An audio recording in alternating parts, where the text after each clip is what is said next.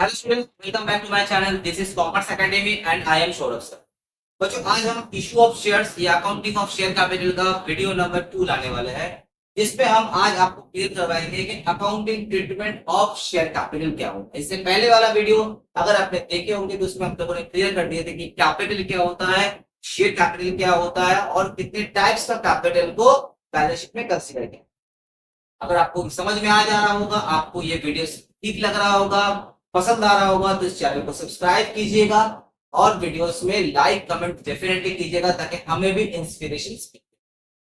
ठीक है, तो आज हम लोग बेटा सीखेंगे कि treatment of accounting treatment of share. तो जो शेयर हम मार्केट में इशू करेंगे तो उसको हम किस तरीके से इशू कर सकते हैं, उसका अकाउंटिंग ट्रीटमेंट क्या करेंगे, जर्नलिस्ट क्या पास करेंगे वो ऐसे। तो ये जो हम लोग शेयर्स को इशू करेंगे तो उसे हम दो तरीके से इशू कर सकते हैं। या तो हम कैश इशू करेंगे, यानी कि शेयर को मार्केट में इशू करेंगे, उसके बदले में हमें कैश मिलेगा। या तो अदर देन कैश इशू करेंगे, यानी कि मार्केट में जो शेयर इशू करेंगे उसके बदले में हमें कैश नहीं मिलेगा, उसके बदले में दूसरा कुछ मिलेगा, कोई काइंड टाइप का कुछ।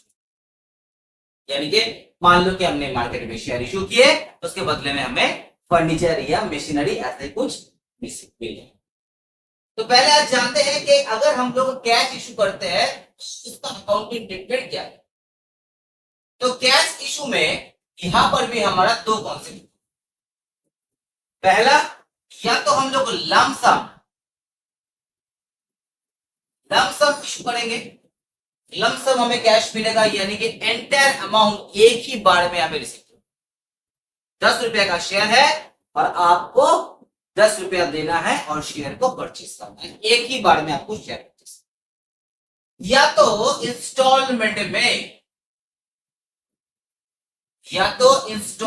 में हम लोग इशू करेंगे, यानी कि आपको पैसा एक बार में नहीं देना है, धीरे धीरे देना है। और जहां पे इंस्टॉलमेंट का सवाल आता है वहां पे पहला इंस्टॉलमेंट को हम कहते हैं एप्लीकेशन मनी, दूसरे इंस्टॉलमेंट को कहते हैं अलॉटमेंट मनी, और उसके बाद से हम लोग जितना भी इंस्टॉलमेंट होगा उसे हम कहेंगे call money. Application money, allotment money और उसके बाद कॉल मनी। ठीक है, जहां पे हम इंस्टॉलमेंट में पैसा आपसे देते हैं। तो पहले आते हैं हम लोग लमसम में, उसके बाद सीखेंगे इंस्टॉलमेंट में। तो इसको हम इरेज कर देते हैं।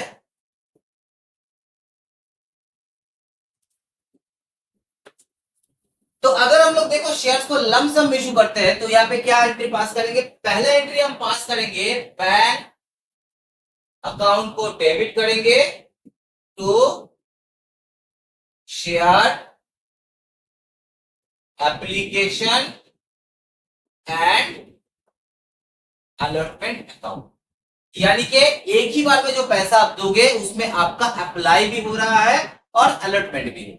जैसे अभी थोड़ी देर पहले मैंने आप लोगों को दिखाया था कि इंस्टॉलमेंट में जब हम लोग पैसा लेते हैं तो पहला इंस्टॉलमेंट को हम कहते हैं एप्लीकेशन मनी, यानी कि आपको अप्लाई करना है पैसा दे। उसके बाद हम आपको अलॉट करते हैं, यानी कि आपके नाम पे शेयर को रजिस्टर करते हैं, तो वो हो जाता है अलॉटमेंट मनी। उसके बाद से जो भी हम आपसे इंस्टॉलमेंट जितना भी लेंगे उसे हम कहेंगे कॉल मनी, यानी कि अगर एक इंस्टॉलमेंट लेंगे तो फर्स्ट फाइनल कॉल, अगर दो लेंगे तो first call second call and final call, या तो तीन लेंगे तो first call second call third call and final call. इस तरीके से हम उसको कॉल मनी कहते हैं। तो जब आपसे पैसा हम एक ही बार में लेंगे जिसपे आपका एप्लीकेशन भी हो रहा है और आपका रजिस्ट्रेशन, तो मान लेते हैं कि हमारे पास 8,000 शेयर था और 8,000 शेयर के हिसाब से 10 रुपए के हिसाब से आपको 80,000 एक ही बार में पे करना। तो जर्नल एंट्रीज क्या हो जाएगा, bank account debit to share application and allotment account, और इसका आप नरेशन क्या लिखोगे, नरेशन आप जब भी मेंशन करोगे याद रखना है आपको नंबर ऑफ शेयर्स कितना है, उसका रेट क्या है, वो आपको डेफिनेटली इंडिकेट करना है। तो आपको नरेशन क्या लिखना है, being the share application money for 8,000 share at the rate 10 each received being share application money for 8,000 share and the rate of 10 each.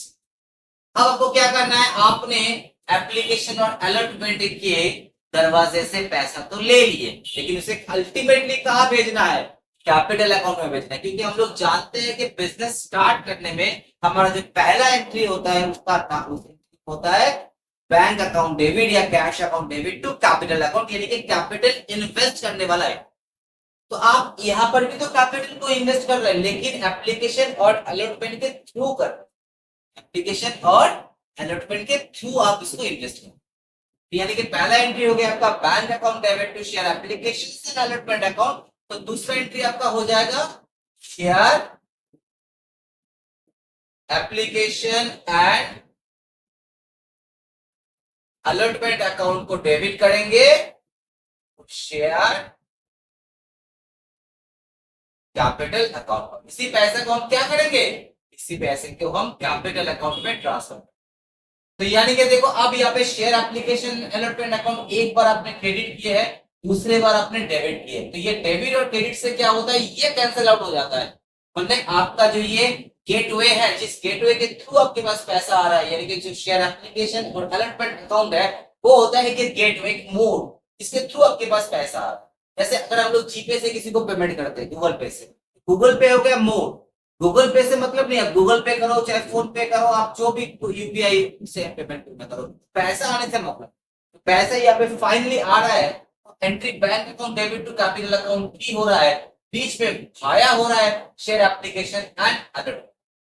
तो इसका आप नरेशन क्या लिखोगे, इसका आप नरेशन लिखोगे being the share application and allotment money for 8,000 shares at the rate 10 each transferred to share capital। बस ये दो एंट्री से आपका खत्म हो जा रहा है लमसम का कॉन्सेप्ट। आपको पैसा रिसीव हो रहा है और आप उस पैसे को कैपिटल में ट्रांसफर, ये था हमारे लमसम का एंट्री। अब हम लोग सीखेंगे कि अगर इसी पैसे को हम इंस्टॉलमेंट के थ्रू ले तो जनरल एंट्रीज क्या होगा। अब देखो हम लोग issue of shares in installment, यानी कि अब हमें पैसा आएगा इंस्टॉलमेंट के थ्रू, यानी कि एक बार में पैसा नहीं आएगा, धीरे धीरे आएगा। तो देखो मैंने यहाँ पे एक सम अप किया है कि हमारे नंबर ऑफ शेयर जो है वो है 8,000। हम 8,000 शेयर को मार्केट में इश्यू करेंगे और हमें पैसा 4 बार में आएगा। एप्लीकेशन अलॉटमेंट फर्स्ट कॉल और सेकंड कॉल, और रेशियो है 2 3 3 2, इस हिसाब से आएगा। तो इसका अकाउंटिंग एंट्री क्या करेंगे, यानी कि अब हम क्या करेंगे, एक बार में एक इंस्टॉलमेंट लेंगे, उसे ट्रांसफर करेंगे, फिर दूसरे बार में दूसरे इंस्टॉलमेंट लेंगे, उसको ट्रांसफर करेंगे। ऐसे करके हम लोग 4 बार अपने कैपिटल में ट्रांसफर करेंगे और शेयर को फुल्ली पेड। तो जब फर्स्ट इंस्टॉलमेंट यानी कि जब एप्लीकेशन का टाइम आता है, यानी कि आपको पहले पैसा देना है और देन अप्लाई करना, यानी कि एप्लीकेशन के केसेस में पहले हमारे पास पैसा रिसीव होता है, उसके बाद ही हम उसको अप्लाइड बोल सकते हैं। लेकिन इसके बाद से अलॉटमेंट से हम पहले उससे पैसा मांगेंगे, उसके बाद ही वो पैसा दे। इसका मतलब क्या हुआ, जैसे आप कॉलेज में या स्कूल में आप पहले एडमिशन लेना चाहते हो, तो एडमिशन लेने से पहले आपको क्या करना है, सबसे पहले आपको उसका फॉर्म फिलअप करना है। तो फॉर्म फिलअप जब करोगे तो पैसा देके आपको फॉर्म फिलअप करना पड़ेगा, कि हमने ये फॉर्म ऐसे ही मजाक मजाक में तो फिलअप नहीं किए, इसके लिए हम पैसा दिए, यानी कि हम इंटरेस्टेड है आपके स्कूल में या आपके कॉलेज में एडमिशन लेने। उसके बाद एक बार आपका नाम अगर अलॉट हो जाता है, उसके बाद आपको एडमिशन के लिए बुलाया जाता है, उसके बाद ही एडमिशन फीस पे करें। एप्लीकेशन के लिए आपसे पहले पैसा नहीं मांगा जाता है, आप तो खुद पैसा देके अप्लाई करते हो। लेकिन अलॉटमेंट के केस से या उसके बाद से जो मंथली ट्यूशन फीस है, उसमें आपको क्या करना है, स्कूल या कॉलेज आपसे पैसा मांगेगा, उसके बाद ही आप पैसे को पेमेंट। ठीक है, तो एप्लीकेशन के टाइम में सबसे पहले हमारा पहला जनरल एंट्रीज क्या हो जाएगा, हमारे जनरल एंट्रीज हो जाएगा बैंक अकाउंट को हम डेबिट करेंगे टू शेयर एप्लीकेशन अकाउंट, कितना शेयर है बच्चों? 8,000 शेयर है और हमें 2 रुपया के हिसाब से मिल रहा है, यानी कि 16,000 हमें रिसीव। हम नरेशन नहीं लिख रहे क्योंकि नरेशन हर केस में सेम ही। उसके बाद क्या करेंगे, पैसा एक बार रिसीव हो जाने के बाद हम इसको ट्रांसफर करेंगे कैपिटल में, यानी कि हमारा एंट्री हो जाएगा शेयर एप्लीकेशन अकाउंट को डेबिट करेंगे शेयर कैपिटल अकाउंट। जो पैसा हमें रिसीव हुआ है उस पैसे को हमने कहां ट्रांसफर कर दिया, हमने उस पैसे को कैपिटल अकाउंट में ट्रांसफर कर दिया। तो ये एप्लीकेशन का पैसा हमारे पास रिसीव हुआ जिससे हमने कैपिटल में ट्रांसफर कर दिया। अब हमारे लिए अलॉटमेंट का टाइम। तो अब हम क्या करेंगे बच्चों, अब अलॉटमेंट का हम लोग एंट्रीज को पास करेंगे। तो मैंने अभी भी क्या पहले आपसे क्या कहा था अभी थोड़ी देर पहले कि एप्लीकेशन के टाइम में आपको सबसे पहले पैसा देके अप्लाई करना है, उसके बाद उस पैसे को कैपिटल में ट्रांसफर। लेकिन इसके बाद से जो भी इंस्टॉलमेंट आएगा, यानी कि अलॉटमेंट हो या फर्स्ट कॉल हो या सेकंड कॉल हो, व्हाटएवर, पहले हम पैसे को ट्रांसफर करेंगे यानी कि डिमांड करेंगे, उसके बाद ही कैपिटल का पैसा आएगा। याद रखना बच्चे लोग, याद रखना ये चीज कि एप्लीकेशन के टाइम में सबसे पहले रिसीव होता है देन ट्रांसफर होता है, लेकिन उसके बाद से जो भी इंस्टॉलमेंट होगा पहले ट्रांसफर होगा उसके बाद भी रिसीव होगा। यानी कि जो थर्ड एंट्री होगा वो क्या होगा, वो ये होगा कि share allotment account debit share capital account, जहां पे हम 8,000 शेयर 3 रुपीज के हिसाब से 24,000 पहले कैपिटल में ट्रांसफर। उसके बाद हम पैसे को रिसीव करेंगे तो एंट्री क्या हो जाएगा, bank account debit to share allotment account. तो पहले हमने ट्रांसफर किए, उसके बाद हमने रिसीव। उसके बाद फिर आता है फर्स्ट कॉल का बारी। तो सेम कॉन्सेप्ट ये आएगा, यहाँ पे पहले ट्रांसफर होगा उसके बाद ही रिसीव किया जाएगा। तो अब आ रहे हम लोग फर्स्ट कॉल। एंट्री क्या होगा, 5 नंबर एंट्री। सेम पहले हम क्या करेंगे, इसको ट्रांसफर करेंगे यानी कि शेयर फर्स्ट कॉल अकाउंट को डेबिट करेंगे शेयर कैपिटल अकाउंट। कितना, 3 रुपीज के हिसाब से अगेन 24,000 पहले ही हम कैपिटल में ट्रांसफर कर देंगे। उसके बाद हम रिसीव करेंगे यानी कि बैंक अकाउंट को डेबिट करेंगे to share first call account, यानी कि 24,000। उसके बाद आता है सेकेंड कॉल का टाइम। सेकेंड कॉल में हम क्या करेंगे, अब हमें 2 रुपया करके रिसीव करना है तो पहले ट्रांसफर करेंगे उसके बाद रिसीव करेंगे। देखो हर केस में वही हो रहा है, एप्लीकेशन के टाइम में हम पहले बैंक से पैसा रिसीव कर रहे हैं उसके बाद उसको कैपिटल में ट्रांसफर कर रहे हैं, लेकिन उसके बाद से जितना भी इंस्टॉलमेंट है पहले हम उसको कैपिटल में ट्रांसफर कर रहे हैं उसके बाद रिसीव हो रहा है, यानी कि पहले डिमांड हो रहा है उसके बाद रिसीव हो रहा है। सेवेंथ एंट्री जिसका एक्सेप्शनल तो होगा नहीं, शेयर सेकेंड कॉल अकाउंट को डेबिट कर देंगे शेयर कैपिटल, यह अमाउंट हो जाएगा 2 रुपीज के हिसाब से 16,000। उसके बाद उसको रिसीव करेंगे, ठीक है, बैंक अकाउंट को डेबिट करेंगे तो शेयर सेकेंड कॉल। तो हर केस में वही हो रहा है। तो ये था हमारे कॉन्सेप्ट्स जहां पे हमने देखे पैसे को हम लोग इंस्टॉलमेंट में ले रहे हैं, धीरे धीरे ले रहा है। अब हम लोग ये देखेंगे कि अगर इस शेयर्स को हम जो फेस वैल्यू है यानी कि जो 10 रुपया वाला शेयर है, अगर हम उस शेयर को थोड़ा ऊंचा दाम में बेचना चाहते हैं तो उसका अकाउंटिंग ट्रीटमेंट क्या होगा, यानी कि हम अपने शेयर को प्रीमियम में इश्यू करेंगे। हम अपने जो मार्केट प्राइस है उसको थोड़ा सा उसमें एडअप करेंगे। भाई ये प्रीमियम क्यों, प्रीमियम में शेयर को इश्यू क्यों किया जाता है, क्या लोगों को ठगना हो रहा है? नहीं, बिल्कुल नहीं, लोगों को ठगना नहीं हो रहा है। आज कंपनी का जो ये कैपिटल का जो फेस वैल्यू है ये मान लो कि आज से 5 साल या 7 साल पहले इसको तय किया गया था, लेकिन मार्केट में इन्फ्लेशन रेट्स की वजह से हर चीज का दाम जो है वो बढ़ गया है, तो डेफिनेटली शेयर का प्राइस भी तो बढ़ना चाहिए। तो आज हम इस शेयर को अगर इशू करेंगे 5 साल या 7 साल के बाद, तो डेफिनेटली हम पुराने प्राइस में तो इशू नहीं करेंगे, उससे तो हमारा कोई फायदा होगा नहीं। तो हम क्या करेंगे, उसको करंट वैल्यू से इशू करेंगे, उसमें कुछ प्रीमियम ऐड करके इशू। तो कंपनी अगर चाहता है तो वो अपने शेयर को फेस वैल्यू में भी इशू कर सकता है, एट पार में इशू कर सकता है, या तो उसमें प्रीमियम जोड़ के भी इशू कर सकते हैं। तो एक छोटा सा एग्जांपल देते हैं, सब जर्नल सेम टू सेम ही रहेगा, बस एक जगह में आपका चेंज हो जाएगा। मान लेते हैं कि अगर ये शेयर प्रीमियम इशू होता है, यानी कि वो प्रीमियम हम अलॉटमेंट के साथ लेंगे, यानी कि हम अलॉटमेंट में 5 रुपीज आपसे लेंगे। एक्चुअली अलॉटमेंट का दाम है 3 रुपीज, लेकिन हम आपसे 2 रुपया एक्स्ट्रा लेंगे, यानी कि टोटल शेयर का जो फेस वैल्यू है वो हो जाएगा 10 प्लस 2 यानी कि 12 रुपया। ठीक है, वैसे जैसे मान लो कि स्कूल में आपने पहले फॉर्म फिलअप किए, आपसे फॉर्म का पैसा दिया गया, उसके बाद आपने एडमिशन लिए तो आपसे एडमिशन का पैसा दिया गया, उसके बाद आपसे मंथली फीस दिया गया। लेकिन अगर स्कूल चाहता है कि भाई हमें अपना रिपेयर एंड रिनोवेशन करना है, स्कूल में स्कूल को हमें डेवलप करना है, तो डेवलपमेंट फीस के हिसाब से हम आपसे एक्स्ट्रा पैसा लेंगे, जो बोर्ड तय नहीं करता है, जो स्कूल तय। स्कूल ने कहा कि भाई आपको जब एडमिशन लेना है, आप एडमिशन फीस तो दोगे ही, साथ में आपको इतना पैसा एक्स्ट्रा देना है, जो स्कूल के डेवलपमेंट के लिए है, या स्कूल के कोई लैब के लिए है, या कोई प्रोजेक्ट के लिए है, या कुछ भी के पर्पस के लिए आपसे एक्स्ट्रा पैसा लिया।